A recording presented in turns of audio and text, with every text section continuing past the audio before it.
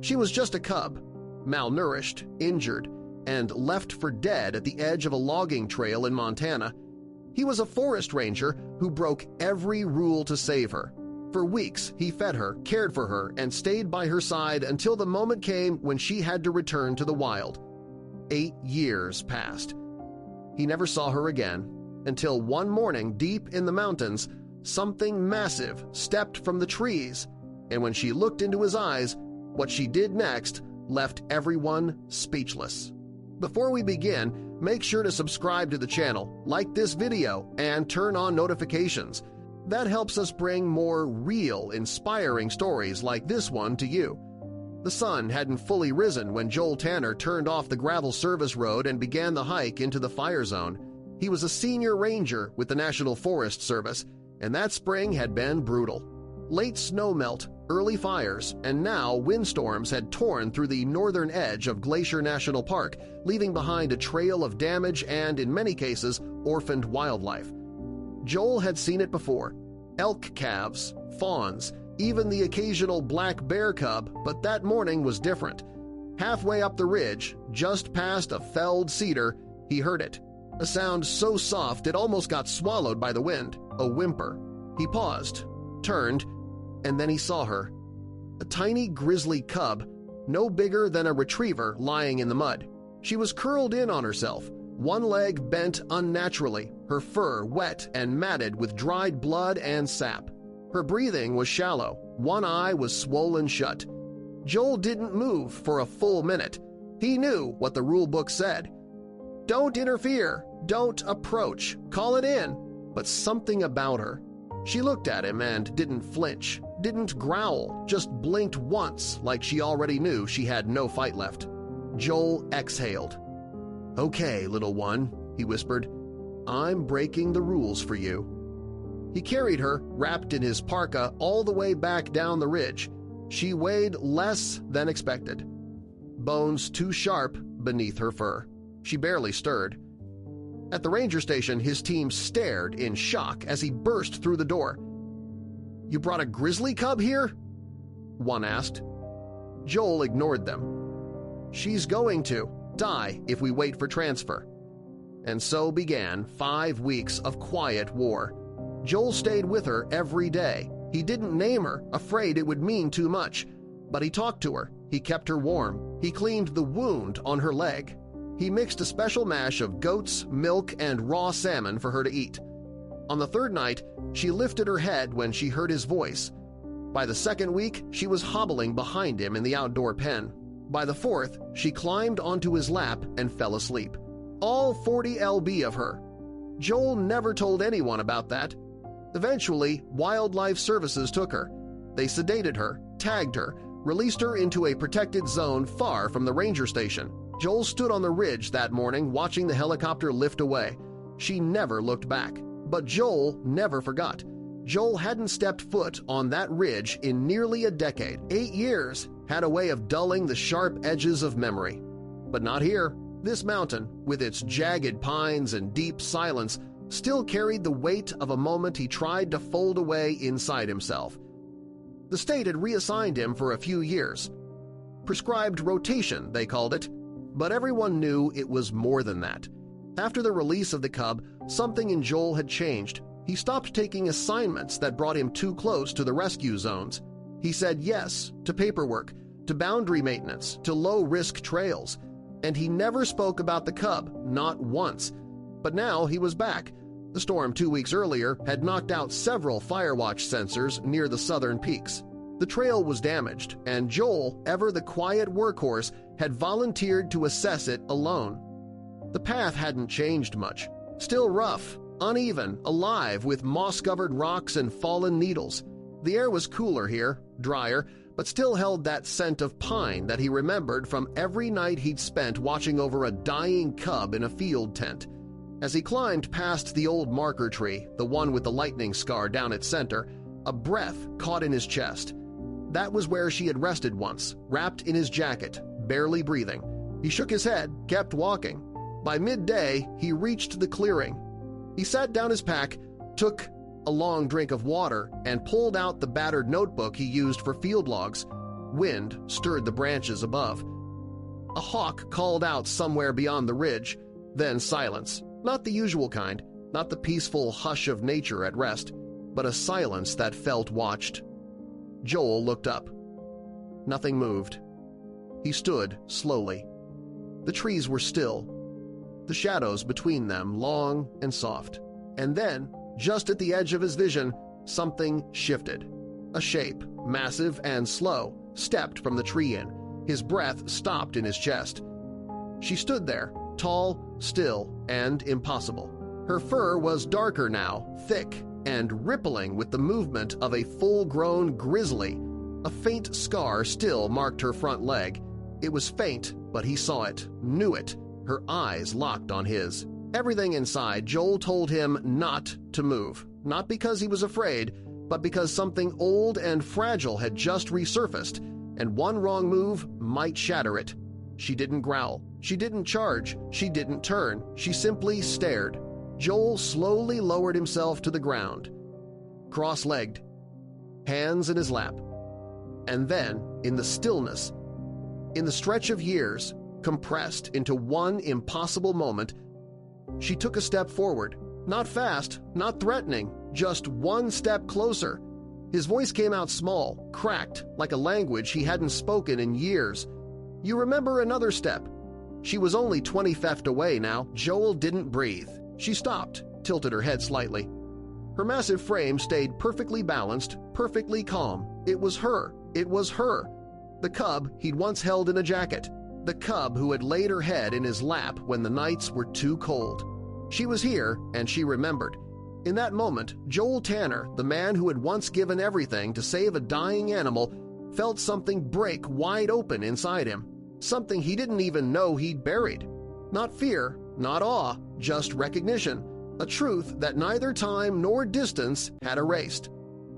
She didn't stay long. After a few minutes, she turned, walked back into the trees, but not before looking back once.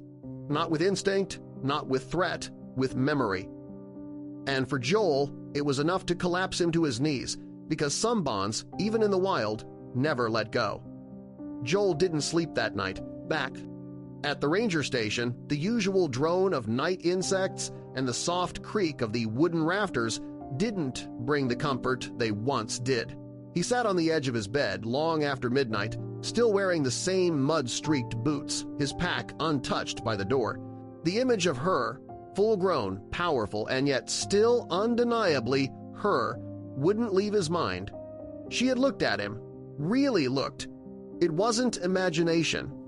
It wasn't projection. He knew what he had seen in her eyes. There was recognition, not the flickering caution of wild instinct, but a stillness, a weight that sat between them in the open air, like a story neither of them had words to tell. Joel ran his hands through his graying hair. He wanted to believe he was being logical, grounded, that years of working in conservation had taught him better than to humanize wild animals. But logic had never stayed beside a dying cub in the dark, whispering stories into the fur of something most people feared. She had stayed alive. She had grown into everything she was meant to become, and she had come back. The next morning, Joel returned to the clearing. He didn't bring food. He didn't bring tools, just a small folding stool and a journal he hadn't opened in years, the one he'd used during those long nights after her rescue. He sat in the same place, waited. 3 hours passed. The sun shifted. A pair of deer wandered nearby, unbothered by his presence. He nearly stood up to leave.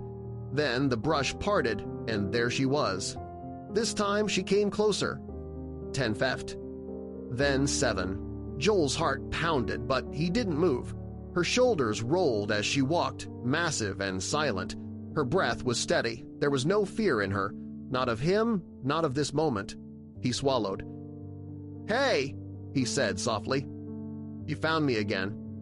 She lowered her head slightly, sniffed the air between them, and then, in a gesture so small it would have gone unnoticed to anyone else, she sat, not fully, not relaxed, but enough. Her body at rest, her gaze still locked on his impossible. "It was undeniable," Joel whispered. "I didn't know if you'd made it." His throat tightened. The forest blurred. "I hoped, but I didn't know." The wind shifted. A pine branch creaked above them, and she stayed.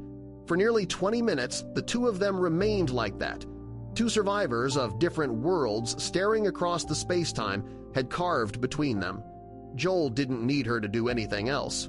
This was already more than he ever dreamed. Eventually, she rose. She turned back toward the trees, slow and steady. But again, before she disappeared, she looked over her shoulder. That look, it held something deeper than memory. It held trust, and it broke something open in Joel that had hardened slowly over the years.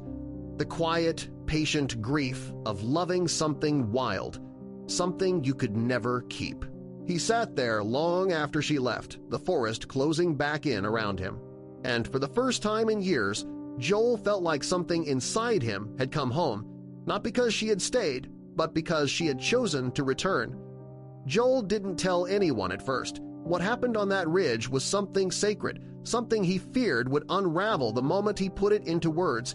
It was easier to let people believe he was just doing routine work, hiking familiar trails. The station barely questioned him. Everyone knew Joel kept to himself. That was how he had always been. But secrets rarely stay quiet when they're this loud inside you. And the forest has more witnesses than we think. The following week, a pair of biologists arrived at the station to check trail cams in the area, routine monitoring, fire zone assessments. Joel offered to guide them part way, not thinking much of it until one of them paused at a fresh indentation in the mud. "Bear track," she murmured. Joel nodded, trying to hide the catch in his breath. "A big one." "Adult female. That's close." He didn't speak. Later that night, when they returned, one of the texts pulled up a time-stamped image from a trail camera just 3 miles from the ridge. It was her, the Ursa, alone, poised beneath the shadow of the pines, staring directly into the lens. Not startled, not aggressive, just watching. The photo gave Joel chills. She had passed through the same forest on the same day he'd returned, maybe even followed his scent, maybe even waited. A week later, she returned to the clearing. Joel had started keeping a routine, same hour, same seat, same silence. And she came always alone, always watching. Sometimes she stayed 5 minutes, sometimes longer. Each time she came closer. Once she lay down, he didn't move, didn't breathe, just sat with her. But word spreads even when no words are spoken. A young seasonal ranger caught a glimpse of her one afternoon. He mentioned it to someone over lunch, and by the end of the week, whispers of a bold grizzly near the southern trail had reached the station supervisor. That's when the emails started. Fish and wildlife, conservation officers, even a wildlife filmmaker from Denver who had heard a rumor about a ranger who sits with a grizzly. Joel felt the pressure closing in. The forest wasn't just his anymore. Neither was she. One evening, Joel sat on the cabin porch, watching the trees sway under a violet sky. A question kept circling in his mind. Quiet but relentless. If you love something wild, do you protect it by keeping it close or by keeping it hidden? He thought about the cub he had once rescued, how fragile she had been, how uncertain her future was. And now here she was, alive, thriving, still choosing to be near him, even when she didn't have to. Joel realized the truth then. This wasn't his story anymore. It was hers, and maybe the world needed to see it. But not for fame, not for science, for faith, in memory, in connection, in the kind of quiet love that doesn't demand, doesn't hold, just stays. The next day, Joel placed an old trail camera on a tree 20 yards from the clearing. He didn't tell anyone. He didn't need to, but when she returned that evening and paused beneath the branches, the golden light catching her fur, her massive body moving with the grace of something both ancient and alive. The camera blinked once and captured the moment that would change everything. The image made its way to the internet in the quietest way possible. Joel hadn't planned to share it, but one evening, while reviewing trail footage to make sure it was working properly, he paused on a single frame. There she was, the Ursa captured in perfect stillness, Sunlight filtered through the trees, outlining the curve of her shoulder. Her head was turned slightly, eyes fixed just beyond the camera toward where Joel had been sitting, legs crossed, hands resting loosely in his lap. He wasn't in the frame, but somehow the moment between them was. Joel stared at the screen for a long time. Then, almost without thinking, he sent the photo to an old friend, Sarah Lindstrom, a former field biologist turned conservation journalist. He didn't include much context, just a note. She came back. He figured Sarah would understand. He didn't expect her to post it, but she did, and within 24 hours, the world knew. The article was simple. No sensationalism, no manufactured miracle, just the facts. 8 years ago, a ranger found an injured grizzly cub. He cared for her, saved her life, then let her go. Now she had returned as an adult and had begun quietly sitting near him in the forest. No tricks, no training, no fences, just presence. The article ended with the photo and a single line beneath it. Some bonds are never broken, even in the wild. The reaction was immediate. Joel's inbox exploded. Thousands of emails, some from biologists, others from strangers, many from people who had no connection to conservation but recognized something deeply human in what they saw. One message stood out. A woman in her 60s wrote, "When my husband died, I thought I'd forgotten how to feel anything." Another came from a war veteran in Arizona. "That bear didn't owe you anything, but she came back. I've been waiting 10 years for someone to come back to me. You gave me hope that maybe one day someone will."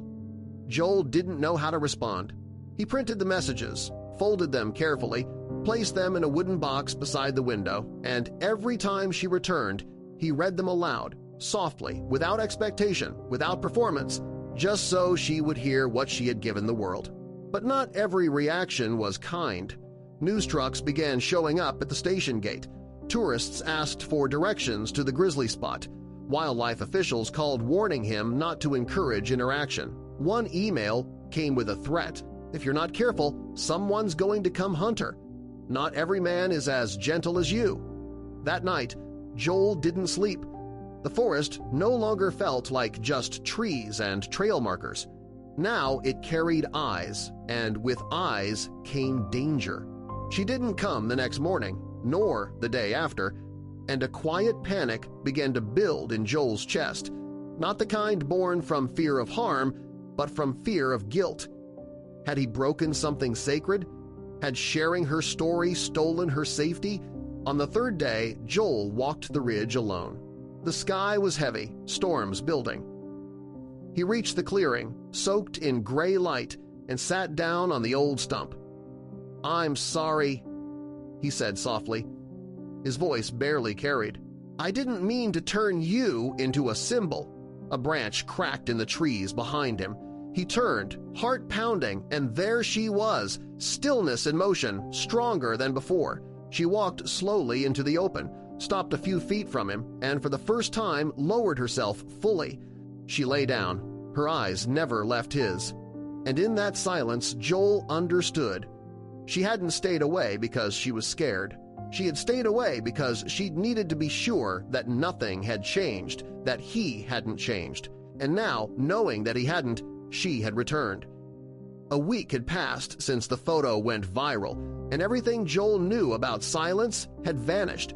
The quiet trails were now lined with tire tracks. Camera crews had come and gone. Wildlife officials stopped by more often than usual, and even though most of them acted like they were just doing their jobs, Joel could see it in their eyes. They all wanted to see her, but she was gone. Ever since the last time she appeared, when she laid down beside him in the clearing, she had vanished again into the trees. Not scared, not wounded, just absent. Joel knew it wasn't random. It was intentional because even a wild heart knows when it's being watched too closely, and she had been watched by too many. Every day, Joel sat in the clearing, hoping, not calling, not tempting, just sitting, waiting. But the forest stayed quiet. The shadows shifted, but the space she used to fill remained untouched. People kept reaching out. Letters, emails, messages with questions like, "When will she come back?" and "Can we see her if we visit?" Joel never answered. He couldn't because something sacred had been broken. Not by her, not by him, but by the weight of being seen.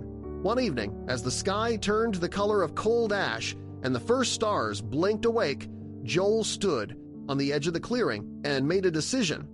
He returned the next morning with only a shovel and a wooden box, no camera, no gear, just silence.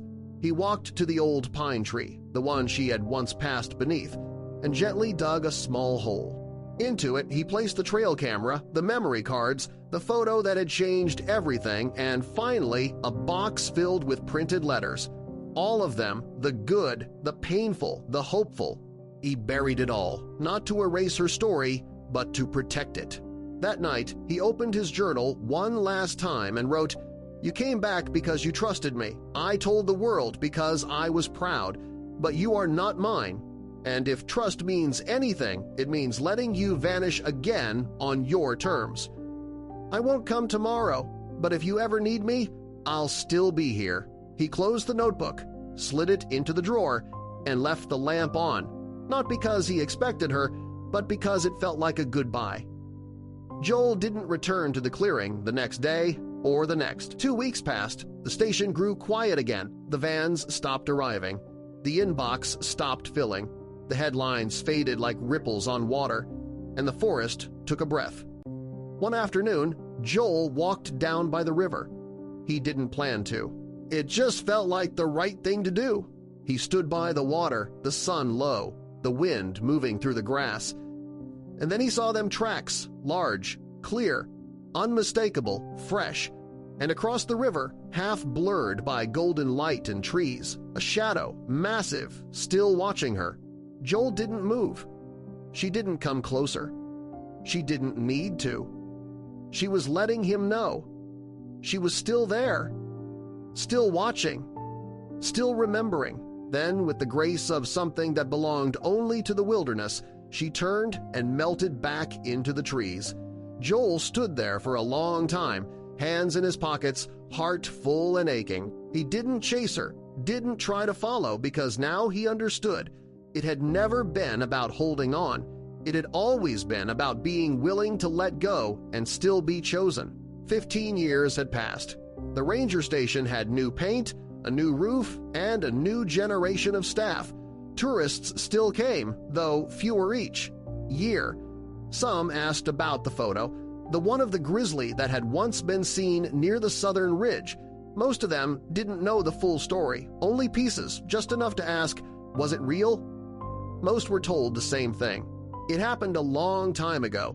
Joel Tanner had retired 10 years earlier. No ceremony, no speeches, just one final walk along the trail he'd helped carve and protect. Then he disappeared into the silence he loved so much. No one heard from him again. But his story hadn't disappeared. It was waiting in a drawer. Eli Parker was a college intern sent to the station to digitize old files.